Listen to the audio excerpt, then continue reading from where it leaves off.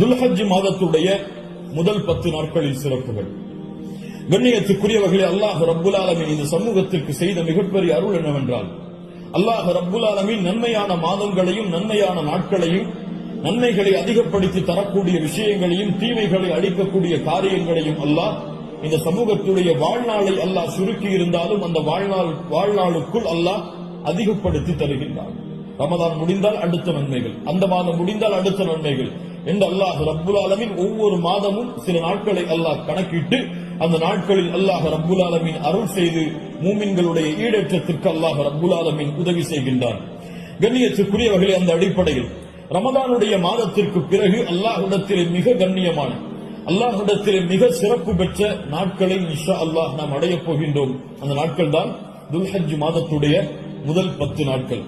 அல்லாஹ் ரப்புல் ஆலமீன் அவனுடைய புத்தகம் அல் குர்ஆனிலே சூரா ஹஜ்ஜுடைய 28வது வசனத்திலே ஹஜ்ஜை பற்றி இப்ராஹிம் அலைஹிஸ்ஸலாம் அவர்களை அறிவிக்க சொல்லுகின்றான்.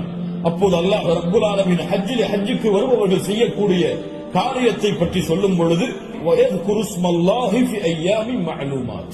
கணக்கிடப்பட்ட அந்த நாட்களில் அவர்கள் அல்லாஹ்வை புகழ்வார்கள்.